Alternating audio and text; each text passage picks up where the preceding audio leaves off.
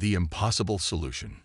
Captain Ilara Chen stood at the observation deck of the UES Pathfinder, Earth's most advanced exploration vessel. The stars spread before her like diamonds on black velvet, beautiful and indifferent.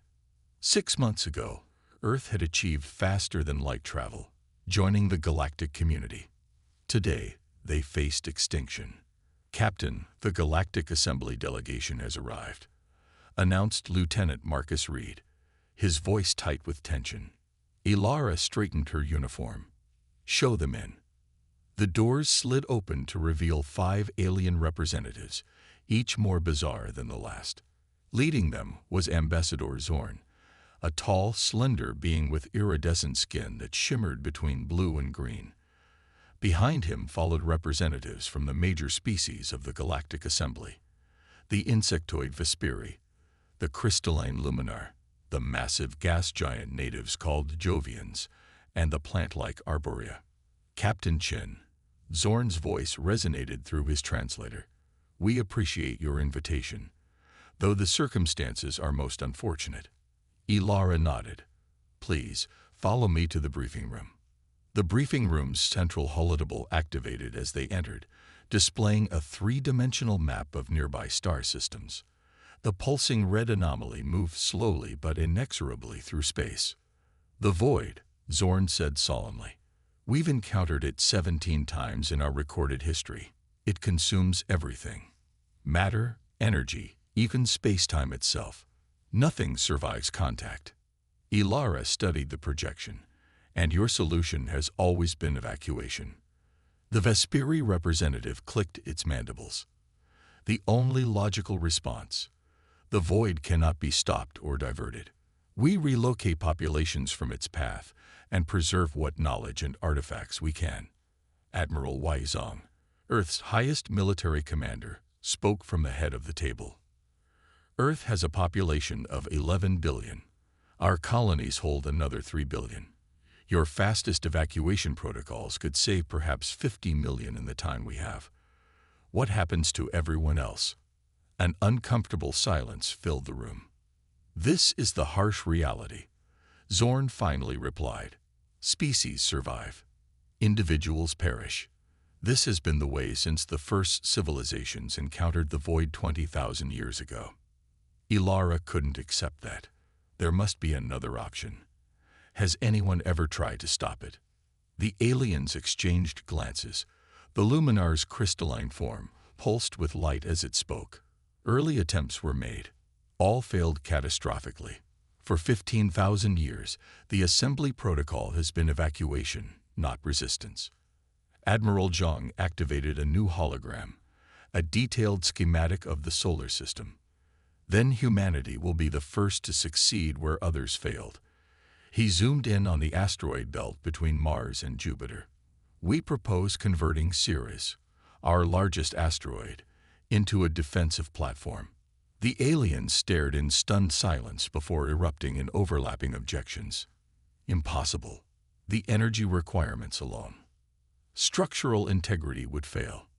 Your civilization doesn't have the technological capacity." Admiral Zhang raised his hand, silencing them. "We've run the simulations. By installing massive fusion drives and reinforcing the asteroid structure, we can position it to intercept the void. If we can't destroy this thing, we can at least divert it away from populated systems." Zorn's skin rippled with concern. "Captain Chen, Admiral Zhang, what you propose has never been accomplished. Not even at the height of the Assembly's technological advancement did we attempt something so audacious. Humanity has always accomplished the impossible when our backs are against the wall." Ilara replied firmly.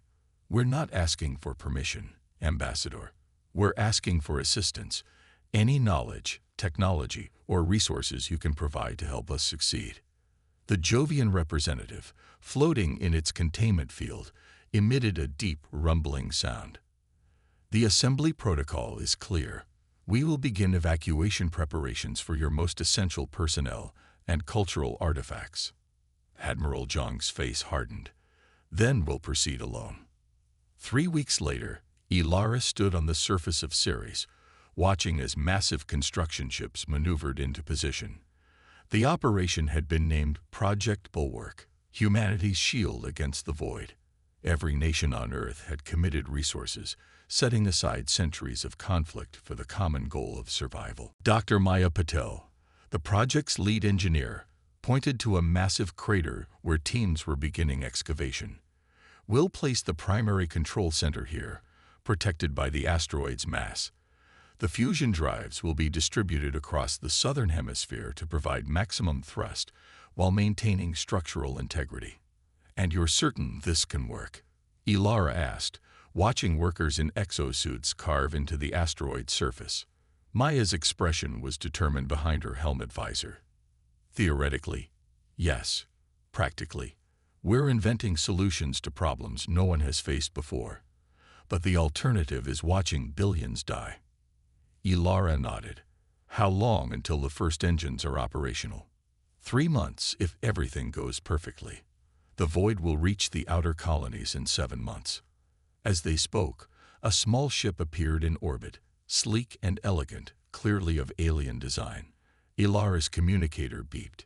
"Captain Chen, this is orbital control. We have an unauthorized approaching vessel requesting permission to land. They claim to be defectors from the Galactic Assembly." Ilara exchanged glances with Maya. "Grant permission and alert security. I'll meet them at landing pad 3. The ship that landed was smaller than expected. As its ramp descended, 3 figures emerged. A luminar, whose crystalline body glowed with subdued blue light, a Vesperi engineer, and to Ilara's surprise, Ambassador Zorn himself. "Captain Chen," Zorn said, his skin rippling with complex patterns, "we come unofficially. The Assembly has formally denied assistance to your project." "Then why are you here?" Ilara asked. The luminar stepped forward. "I am Prisma, Chief Archivist of the Luminar Historical Repository.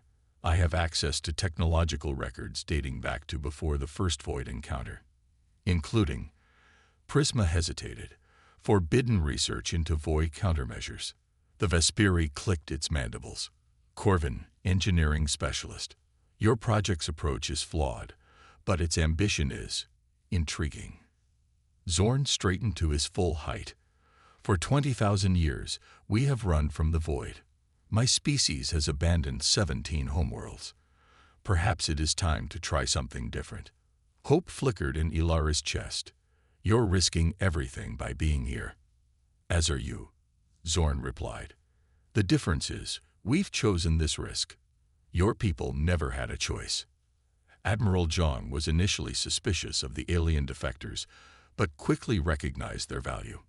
Prisma's ancient records contained theoretical models of the void structure that human scientists had only begun to hypothesize. Corvin's engineering expertise identified critical flaws in the initial bulwark design that would have led to catastrophic failure. 2 months into construction, the project faced its first major crisis. The fusion drive prototypes were failing under stress tests, unable to generate sufficient thrust without melting their containment fields. In the emergency meeting, Dr. Patel looked exhausted. "We've tried every material in our capability. Nothing can withstand the heat and pressure at the scale we need." Corvin had been silent throughout the meeting, its compound eyes studying the schematics. Finally, it spoke. "Your approach is fundamentally flawed. You design as individuals, each system separate and self-contained. The Vesperi activated its own projection, displaying an intricate networked system. My species built hives, everything connected, supporting everything else. Your drives fail because they work alone." Over the next week, human and Vesperi engineers redesigned the propulsion system. Instead of individual engines, they created an interconnected network where power and cooling flowed like a circulatory system throughout the asteroid. The next test showed a 400% improvement in efficiency. As Project Bulwark progressed, the void continued its relentless advance. It consumed an uninhabited star system, providing the first direct observations of its destructive power. The recordings were terrifying. Space itself seemed to fold inward, light bending and twisting before disappearing entirely. 4 months in, construction was proceeding ahead of schedule when a new problem emerged. The reinforcement structures couldn't withstand the projected acceleration forces. Ceres would tear itself apart once the engines fired at full capacity. Prisma, reviewing ancient records, uncovered a solution. The early luminary attempted similar large-scale engineering before the first void encounter. They developed a lattice structure that distributes force through quantum entanglement. Quantum reinforcement. Dr. Patel looked skeptical. That's theoretical at best. Not theoretical. Prisma corrected, its crystalline form pulsing. Forgotten. As the void approached the outer colonies, evacuation began. Most colonists refused to leave, putting their faith in Project Bulwark. On Earth, billions looked to the skies, knowing that failure meant extinction. 6 months after construction began, the impossible had been achieved. Ceres, now encased in a complex exoskeleton of machinery and reinforcement structures, was ready for its first test firing. Ilara stood in the central command center deep within the asteroid as Admiral Zhang gave the order. "All systems green," reported Maya. "Initiating startup sequence." Across Ceres' surface, thousands of interconnected fusion drives began to glow with blue-white fire. The asteroid trembled, but the quantum lattice held. Slowly, impossibly, the dwarf planet began to move on a course set to intercept the void. Project Bulwark was underway, humanity's defiance against the inevitable, made manifest in a planet-sized ship. As Ceres accelerated toward its destiny, the Galactic Assembly watched in disbelief.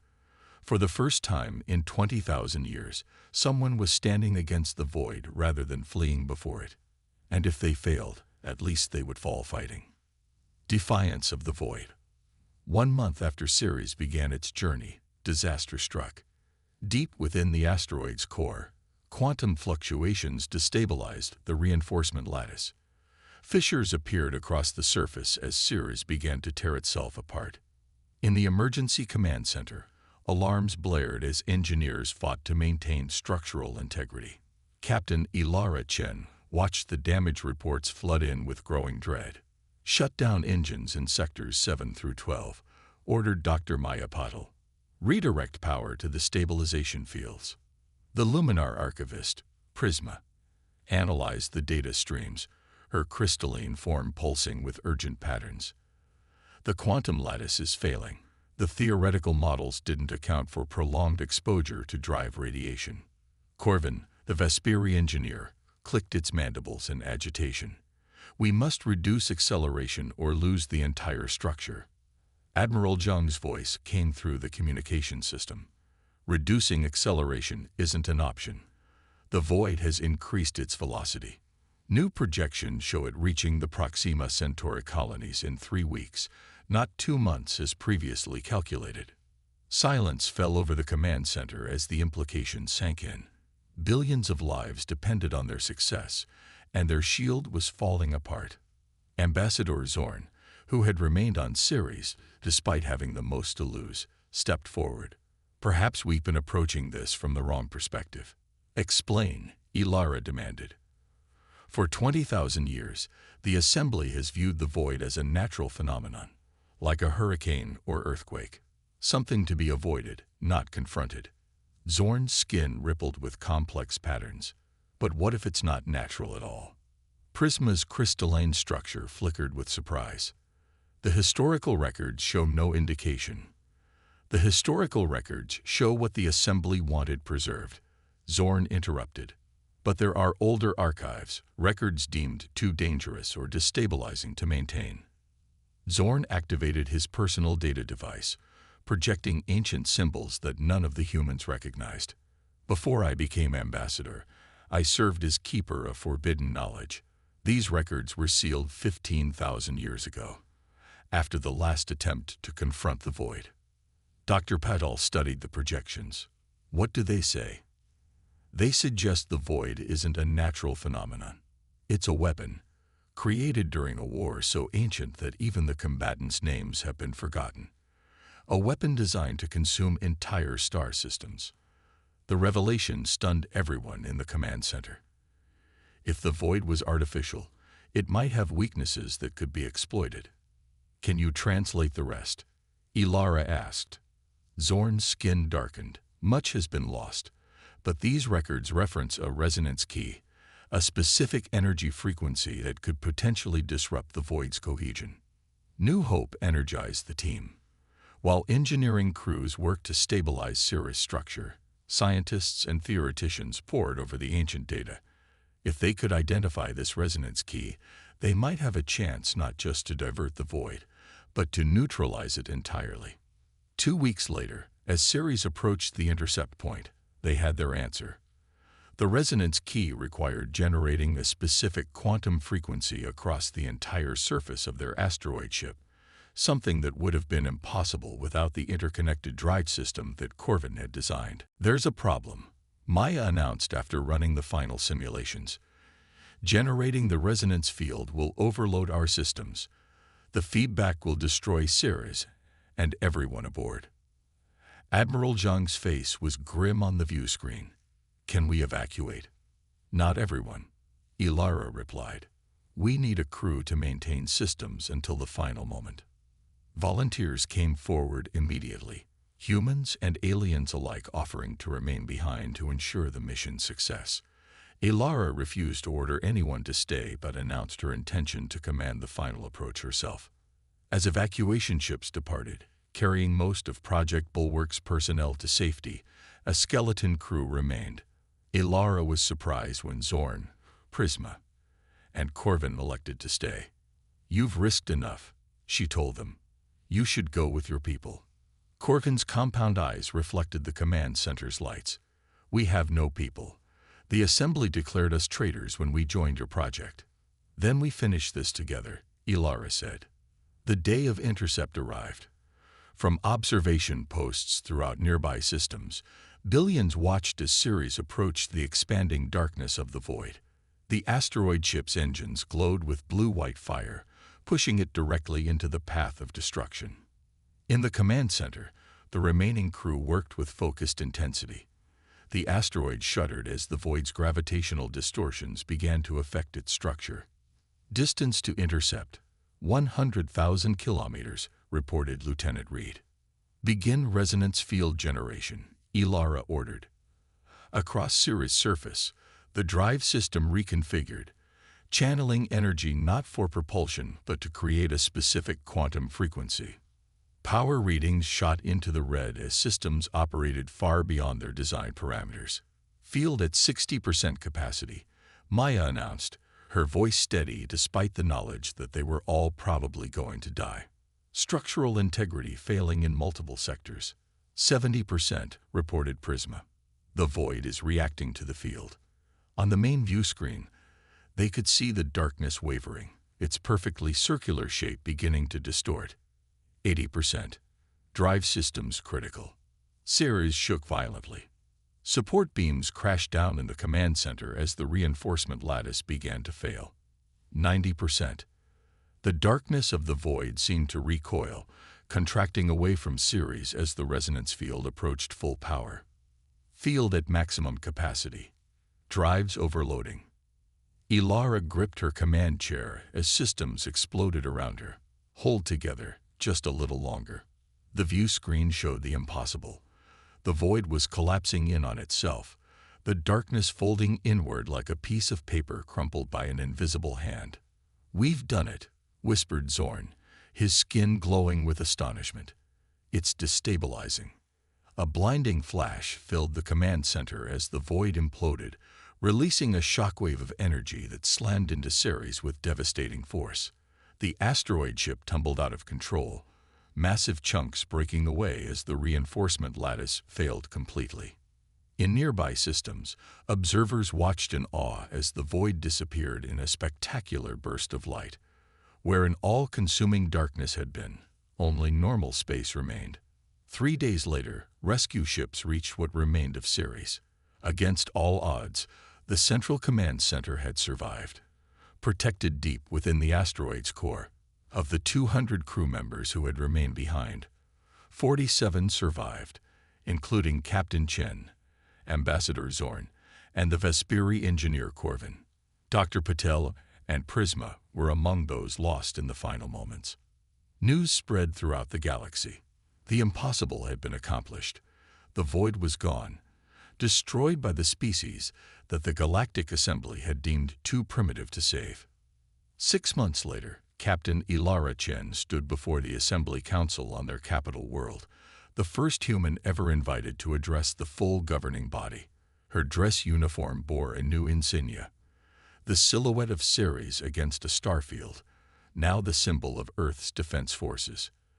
The success of Project Bulwark was not a triumph of human ingenuity alone, she told the assembled representatives.